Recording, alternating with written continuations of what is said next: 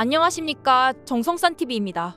12.3계엄 때 윤석열 대통령은 힌트를 주었습니다. 윤 대통령은 담화에서 이렇게 말했습니다.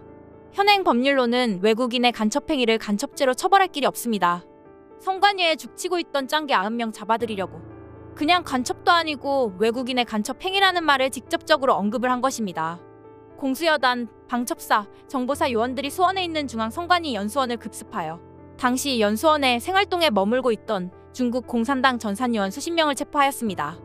이 작전이 이번 윤 대통령의 비상계엄령의 가장 주된 목적이었습니다.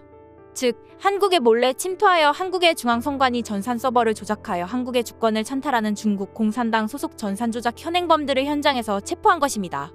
이 중앙성관위 수원 연수원이 중국 공산당 전산 요원들의 본격적인 아지트가 된 시점은 2018년 초 당시 지방선거가 있던 시점부터입니다.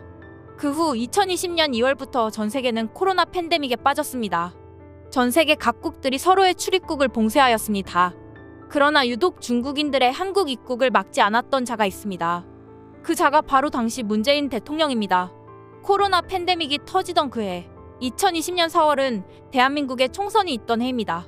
그리고 그들은 호텔도 민간인 숙소도 아닌 대한민국의 수원 소재 중앙성관위 연수원에 투숙을 합니다. 그리고 이들은 총선의 사전투표 기간인 이틀을 포함한 본 투표일 4월 15일을 거쳐 그 후 총 46일이 지난 5월 10일에야 한국을 떠납니다. 전 세계가 코로나 팬데믹으로 서로의 출입국이 철저히 봉쇄될 때 이들은 코로나 무증상이란 명목으로 한국의 총선이 있던 시기에 맞추어 한국에 입국을 하였습니다. 그리고는 하필 중앙성관위의 연수원에 투숙하여 총선 투표와 개표 기간 내내 머물렀습니다. 그리고 개표가 끝난 뒤에도 약 25일이나 더 머문 뒤 5월 10일에야 한국을 떠났습니다. 문재인 정부 시절 초부터 중국을 드나들던 당시 민주연구원장 양정철이 중국 공산당과 당교 협약을 맺은 후부터 중국 공산당의 전산요원들이 한국을 수시로 드나들었습니다.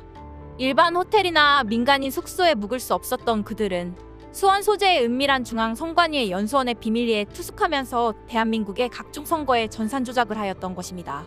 오래전부터 이 사실을 보고받은 윤석열 대통령께서 지난 12월 3일 밤을 택하여 비상계엄령을 선포하고 계엄군으로 하여금 당시 수원 소재 중앙성관위 연수원에 머물고 있던 수십 명의 중국 공산당 전산요원들 현행범으로 체포를 한 것입니다.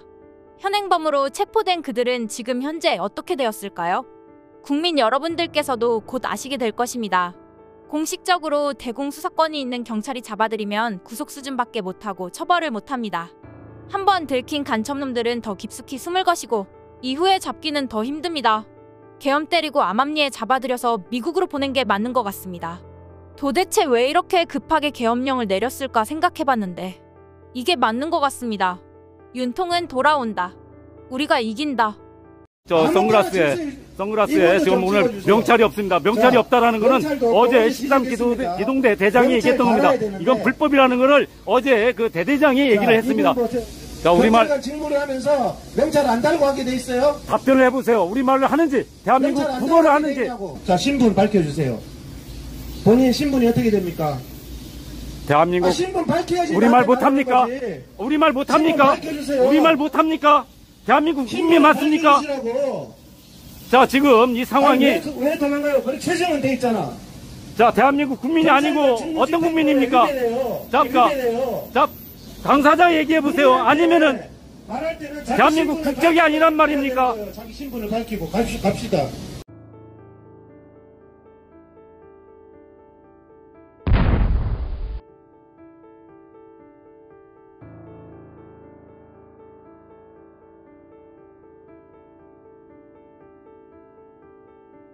정성산TV 좋아요 구독 알림은 큰 도움이 됩니다.